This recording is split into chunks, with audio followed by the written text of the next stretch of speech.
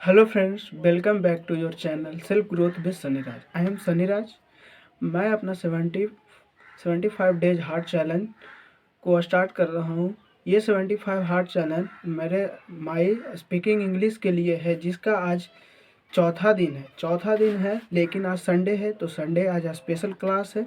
आज मेरे video record करने का बस यही कारण है कि आज आप लोग को मैं वो 5 टिप्स बताना चाहता हूँ जो मैं जो फॉलो करता हूँ और और अपने स्पीकिंग इंग्लिश को इम्प्रूव करने के लिए ये 5 टिप्स मैं फॉलो करता हूँ और मैं आपके साथ ये शेयर करना चाहता हूँ, ताकि आप लोग भी मेरे साथ अपने स्पीकिंग कम्युनिकेशन को इम्प्रूव कर सके और बढ़िया कर सके।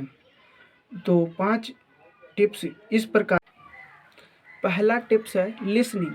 लिसनिंग क्यों ज़रूरी है? क्योंकि आज तक हम लोग अपने कम्युनिकेशन स्किल को नहीं बढ़ा पाए हैं। क्यों इंग्लिश कम्युनिकेशन को इम्प्रूव नहीं कर पाए हैं? क्योंकि हम लोग सुनते ही नहीं हैं।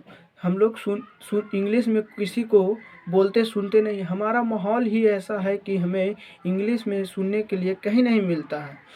अन आप सोचिए कि आप आपके मदर टंग या हिंदी हो, उर्दू हो, तेलुगु, जिस भी भाषा में है वो आप क्यों बोल पाते हैं? क्योंकि आप बचपन से ही उस भाषा को सुनते आए हैं एवं बोलते आए हैं। लेकिन आप इंग्लिश क्यों नहीं बोल पाते हैं? इंग्लिश नहीं बोलने का मेन रीज़न है कि आप कभी सुने ही नहीं हैं। आप सुने ही नहीं। जब आप सुने ही नहीं तो आपके दिमाग वो सोच ही नहीं पाता है कि क्या बोलना हो और क्या नहीं बोलना है।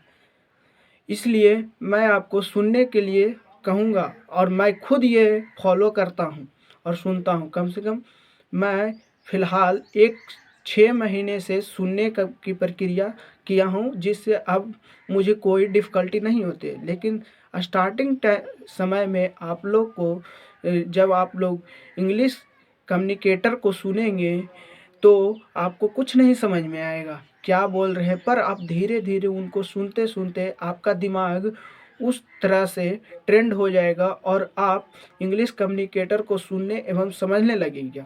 और जब आप सुनेंगे और आपके दिमाग में वो कैप्चर होते जाएगा धीरे धीरे, और फिर आप कुछ न कुछ फिर बोल सकेंगे। तो इसलिए मैं आपको कहूँगा कि स्टार्टिंग में मात्र पर डे 10 से 20 मिनट किसी गुड इंग्लिश कम्युनिकेटर को सुने। यानी आप उसके लिए कुछ बढ़िया यूट्यूब चैनल को भी फॉलो कर सकते हैं एवं उनके बारे में पता कर सकते हैं। जो आपको लोग को नहीं समझ में आता है कि किनको सुनना है और क्या करना है, तो आप इस वीडियो में लास्ट तक बने रहें। मैं आपको उनके बारे में बताऊंगा या डिस्क्रिप्शन में उनके यूट्यूब चैनल का लिंक प्रोवाइड कर दूंगा। दूसरा टिप्स है पढ़ना। अब आप लोग बोलेंगे कि पढ़ना क्यों ज़रूरी है? पढ़ना क्यों ज़रूरी है? पहले रुकिए, मैं आपको बताता हूँ। पहले आप ये सोचिए कि आज तक हम बोल और लिख क्यों नहीं पाए कुछ भी? क्योंकि हम लोग आज तक कभी इंग्लिश में कुछ पढ़े ही नहीं हैं।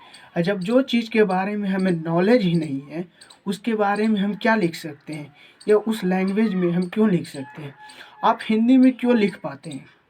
किसी भी चीज़ को आप हिंदी में क्यों लिख पाते हैं? क्योंकि आप लोग हिंदी में बचपन से पढ़े हैं एवं कहीं लिखे हुए रहते हैं जिसको पढ़ पाते हैं। लेकिन आज तक हम लोग कभी भी इंग्लिश बुक को उतना पढ़े नहीं हैं और नहीं पढ़ पाते हैं। इसीलिए हमें पढ़ना सबसे ज़्यादा ज़रूरी है। और सेकेंड कारण है कि जब हम किसी चीज़ को पढ़ते हैं, बार बार पढ़ते हैं एक ही चीज़ को इंग्लिश में, जैसे हिंदी में हम लोग बार बार पढ़ते तब वो हमारे शब्द रिलेट होते हैं। एवं उसी प्रकार इंग्लिश किस लैंग्वेज में किसी भी चीज़ को अगर जो हम बार बार पढ़ेंगे पर डे 10-20 मिनट, तो हमारा इंग्लिश पढ़ने भी आ जाएगा और हमारे दिमाग में नए नए वर्ड पावर आएंगे जो हमें बोलने वक्त हमें बहुत ही सहायता करेंगे। और यूजफुल वर्ड पावर, हम हिंदी में ही किसी से बात करते हैं तो हम लोग सोचते हैं कि उनके सामने हम क्या ऐसा कुछ बोलें जिससे कि उन्हें अच्छा लगे। या तो हम ऐसे तो नहीं बोलते हैं ना कि हिंदी में कोई मगही भाषा दम रूढ़ नियन बोल दिए, तो ये तो नहीं चलेगा है। हम कम्युनिकेशन ठीक है, कम्युनिकेशन के लिए अलग बात है, लेकिन हम लोग इंग्लिश कम्युनिकेशन की बात कर रहे हैं भाई। तो इंग्लिश कम्युनिकेशन के बात कर रहे हैं तो उनके लिए कुछ अच्छे अच्छे वर्ड भी होंगे। किन्हीं को आप सुने होंगे कि वो बहुत ही अच्छे शब्दों का प्रयोग करते हैं। तो वो अच्छे शब्दों का प्रयोग कहाँ से करते हैं? जब वो कुछ पढ़ेंगे ही नहीं तो अच्छे शब्दों का यूज कैसे कर पाएंगे? इसीलिए सबसे मोस्ट इम्पॉर्टेंट है पढ़ना। अब पढ़ना ठीक है। और अब आप लोग बोलेंगे कि अब हम पढ़ें कहाँ से, कहाँ से पढ़ें और क्या पढ़ें? तो मैं आपको बता देना चाहता हूँ कि आप शुरुआती दिनों में, स्टार्टिंग टाइम में आप इंग्लिश न्यूज़पेपर पढ़ सकते हैं। नहीं, इंग्लिश न्यूज़पेपर या कुछ बुक्स पढ़ सकते हैं। अब आप लोग को लगेगा कि हमें तो न्यूज़पेपर पढ़ना ही नहीं आएगा, अब स्टार्टिंग में आप पढ़ने जाएंगे तो आप पढ़ ही नहीं पाएंगे। तो इसके लिए आप पहले क्या कीजिए कि छोटे बच्चों वाला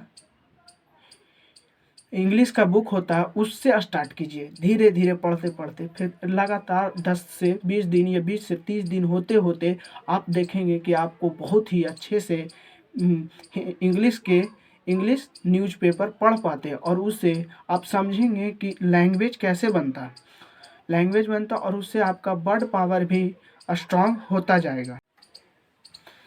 तीसरा टिप्स है लिखना। तीसरा टिप्स है लिखना। तो अब आप लोग बोलिएगा कि लिखना क्यों ज़रूरी है भाई? तो लिखना इसलिए सबसे ज़्यादा ज़रूरी है क्योंकि जब हम लोग कुछ सुनते हैं, हम लोग कुछ पढ़ते हैं, तो हमारा दिमाग उस प्रकार से ट्रेंड तो होता जा रहा है। लेकिन जब तक हमारे दिमाग में बहुत सारे थॉट्स आते हैं, लेकिन जब उन्हें हम लिखने बैठते हैं तो वो थॉट्स हमारे पास लिख ही नहीं पाते हैं। इसीलिए लिखना सबसे ज़्यादा ज़रूरी है।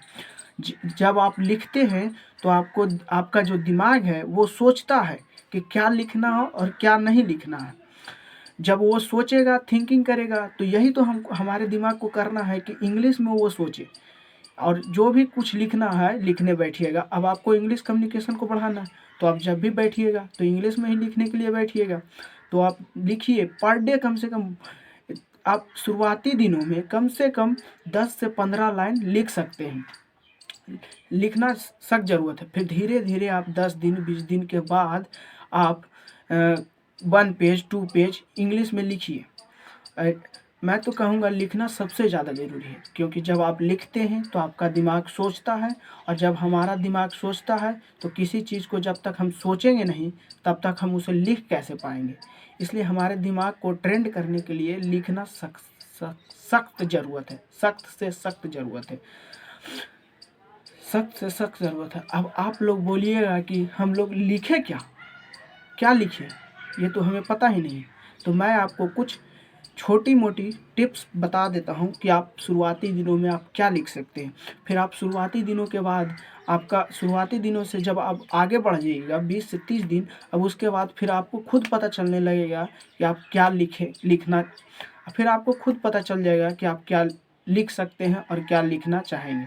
बस शुरुआती दिनों में मेरे कहे हुए कुछ चुने गिने टॉपिक्स हैं उस पर आप लिखिए, और पर टॉपिक के कम से कम 3 टाइम्स या 4 टाइम्स ज़रूर लिखिए। तो जिसमें से कि तीसरा टिप्स है कि आप पहले अपने लाइफ स्टाइल के बारे में लिख सकते हैं, अपने ड्रीम के बारे में लिख सकते हैं, अपने फेवरेट हीरो के बारे में लिख सकते हैं, आपके प्रिय टीचर, सबसे प्रिय टीचर के बारे में लिख सकते हैं, आप अपने विलेज के बारे में लिख सकते हैं, आप अपने स्कूल के बारे में लिख सकते हैं, कॉलेज के बारे में लिख सकते हैं, या आपको कैसी वाइफ चाहिए उसके बारे में भी आप लिख सकते हैं, या आप क्या एक्सेप्टेशन करते हैं अपनी प्रेमिका से उसके बारे में भी लिख सकते हैं।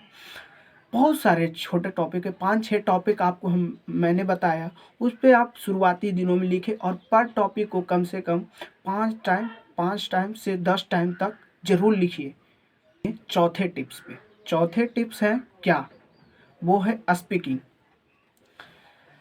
अब हम लोग सुन तो लिए, लिख भी लिए, पढ़ भी लिए, अब हमको आना है चौथा टिप्स, बोलना।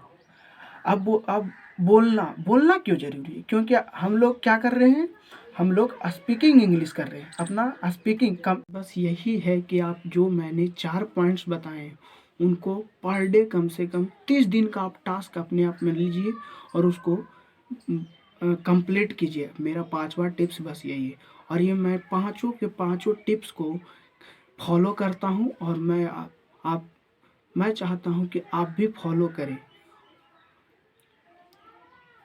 बस यही था मेरा 5 टिप्स।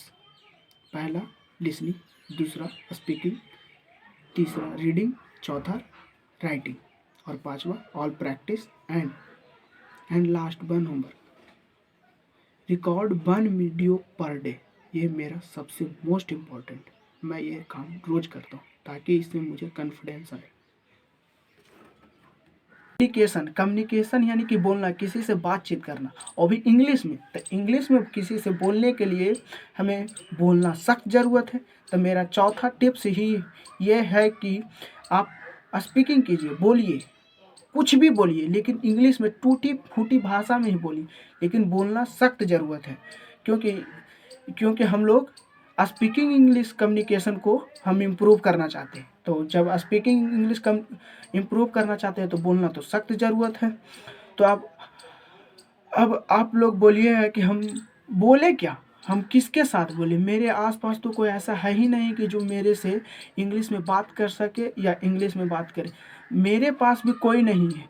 मैं भी अपना मैं मैं भी किसी मेरे पास भी मेरे गांव आस पड़ोस में अगर जो मैं किसी से इंग्लिश में 2 शब्द भी बोल दूं, वो मुझे अंग्रेज के औलाद कहने लगते हैं, या देखे या तो मेरी मजाक उड़ाने लगते हैं। ऐसी ऐसी बात बोलते हैं। तो आप शुरुआती दिनों में ऐसे ऐसे बात बोलते हैं, तो मैं क्या करूं। तो मैंने भी अपना इंग्लिश कम्युनिकेशन को इम्प्रूव करने के लिए बस कुछ नहीं किया, बस 2 ही चीज़ फॉलो करता हूँ। पहला मिरर, और दूसरा अपना फ़ोन खोल कर मैं अपने फ़ोन और मिरर के सामने खड़ा होकर मैं इंग्लिश में अपना टॉपिक लिखता हूँ, उसे पढ़ता हूँ और उसे समझता हूँ। उसके बाद फिर मोबाइल या मिरर के सामने खड़ा होकर उसे बोलता हूँ। कम से कम तक 5 मिनट, या आप शुरुआती दिनों में 2 मिनट या 5 मिनट बोल सकते हैं। 5 मिनट कम से कम 20 से 30 दिन बोलते रहें। उससे क्या होगा, आपका उस दिमाग ट्रेंड होगा और बोलना सीख जाइएगा। जब आप बोलना सीख जाइएगा तो फिर यही हमारा काम है कि हमको किसी से बात करना है। तो इसके बोलने के लिए आप 2 चीज़ का सहायता ले सकते हैं। पहला हो गया आपका फ़ोन, और दूसरा हो गया आपका क्या, मिरर। अब मिरर है तो मिरर तो सबके पास होता है, ये तो आप बहाना नहीं चलेगा कि मिरर अब मेरे पास नहीं है, फ़ोन नहीं। स्मार्टफोन सबके पास है। अब मात्र ज़्यादा नहीं, कुछ नहीं कीजिए, अपने मिरर और फ़ोन खोल लीजिए, उसके सामने मात्र 5 मिनट आराम से बैठ जाइए और बोलिए, इंग्लिश में बोलिए। आपको कोई सुन ही नहीं रहा, आप बोल सकते हैं।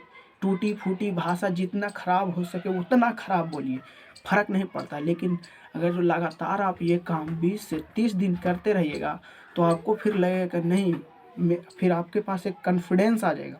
फिर आपको पता चलेगा कि नहीं, मैं भी कुछ इंग्लिश में बोल सकता हूँ। सबसे बड़ा बात है कि इंग्लिश कम्युनिकेशन में आपके पास कॉन्फिडेंस नहीं, आप बोल पाते हैं, आपको समझ पाते हैं, आप सब चीज़ समझ लेते हैं कि इंग्लिश में कोई बात करेगा तो आप समझ लेते हैं, लेकिन आप बोल नहीं पाते। तो वो मेन कारण, सबसे बड़ा कारण है कॉन्फिडेंस, और कुछ नहीं। तो ये हो गया आपका चौथा पॉइंट। अब आते हैं हम अपने सबसे मोस्ट इम्पॉर्टेंट 5वें पॉइंट पे। बस यही है कि आप जो मैंने 4 पॉइंट्स बताए उनको पर डे कम से कम 30 दिन का आप टास्क अपने आप में लीजिए और उसको कंप्लीट कीजिए। मेरा 5वां टिप्स बस यही है, और ये मैं पाँचों के पाँचों टिप्स को फॉलो करता हूँ, और मैं चाहता हूँ कि आप भी फॉलो करें। बस यही था मेरा 5 टिप्स। पहला लिसनिंग, दूसरा स्पीकिंग, तीसरा रीडिंग, चौथा राइटिंग, और पांचवा all practice and last one homework. Record 1 video per day, ये मेरा सबसे मोस्ट इम्पॉर्टेंट। मैं ये काम रोज करता हूँ ताकि इसमें मुझे कॉन्फिडेंस आए। एंड लास्ट मेरी तरफ से प्लीज़ आप ये वीडियो यहाँ तक देखे हैं तो प्लीज़ कमेंट करके बताइए कि आपको ये वीडियो कैसा लगा, और आप अपना राय ज़रूर दें। धन्यवाद, थैंक यू, बाय बाय।